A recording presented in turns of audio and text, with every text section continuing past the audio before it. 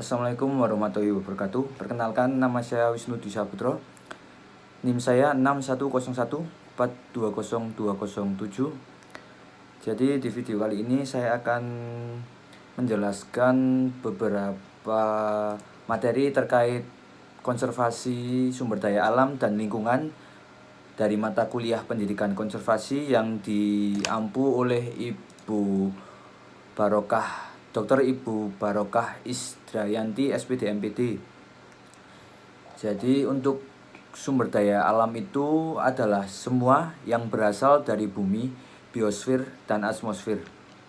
Jadi sumber daya alam itu adalah yang berasal dari bumi dan juga berasal dari biosfer dan atmosfer.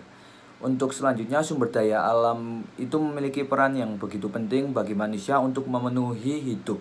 Selain itu, sumber daya alam juga penting karena sumber daya alam itu sebagai tempat tinggal manusia.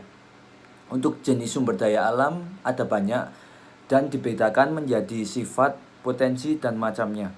Jadi berdasarkan sifatnya, sumber daya alam terbagi menjadi sumber daya alam yang dapat dipulihkan atau renewable resource, dan jenis ini adalah sumber daya alam yang bergantung pada manajemennya. Jadi untuk persediaannya itu bisa menurun dan atau meningkat jika kita mengolahnya itu dengan baik, dan jenis ini bisa pulih dan beregenerasi kembali.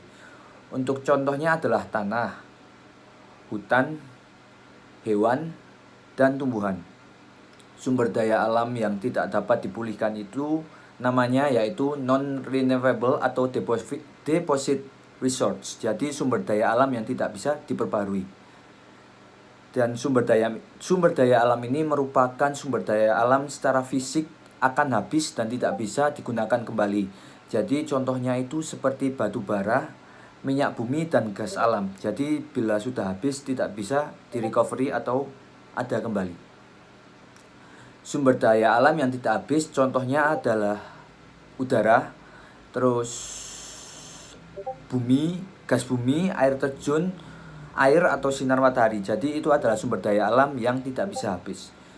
Sumber daya alam ruang dan jenis ini dimanfaatkan sebagai ruang tempat hidup. Misalnya itu tanah. Jadi tanah itu sebagai kita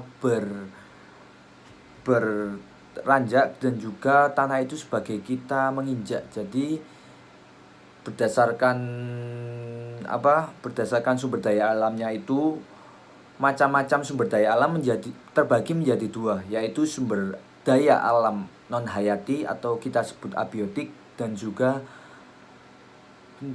hayati atau yang kita sebut biotik. Jadi untuk sumber daya alam non hayati atau abiotik ini merupakan sumber daya alam yaitu sumber daya benda mati. Jadi contohnya itu ada tanah, batu, air, angin. Jadi sumber daya alam hayatik atau biotik ini contohnya itu berupa makhluk hidup. Jadi manusia, hewan, dan tumbuhan. Untuk manfaat sumber daya alam itu sendiri sangat penting. Jadi untuk manusia itu sangat penting, dan manfaatnya itu sebagai contohnya sumber daya alam nabati itu sebagai bahan pangan, sebagai bahan sandang, dan bahan kayu olahan, dan juga bahan obat-obatan. Jadi untuk sumber daya alam hayati atau hewani, hewani yaitu sumber bahan pangan bagi manusia, itu manfaatnya, dan termasuk perikanannya juga baik bagi manusia, peternakannya, dan budidaya lainnya.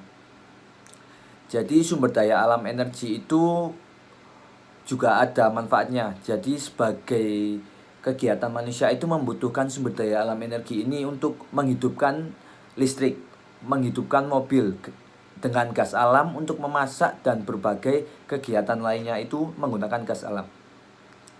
Jadi untuk pelestarian dan konservasi sumber daya alam atau preservation and conservation of natural resources, jadi untuk implementasinya itu kita sebagai mahasiswa atau manusia itu harus mengelola sumber daya alam itu agar mendapatkan manfaat yang maksimal, tetapi pengolahannya sumber daya alam ini diusahakan agar produktivitasnya tetap berlanjut.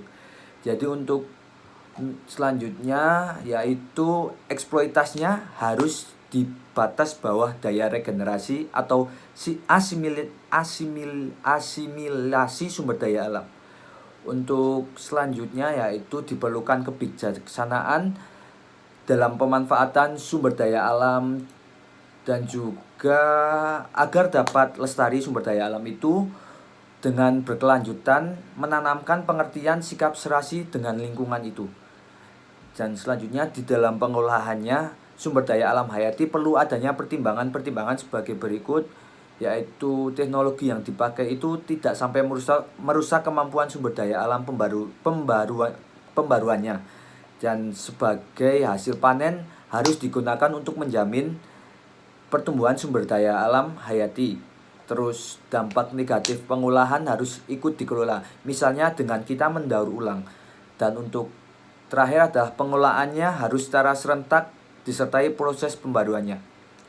Sekian video dari saya. Bila ada salah kata, saya mohon maaf. Wassalamualaikum warahmatullahi wabarakatuh.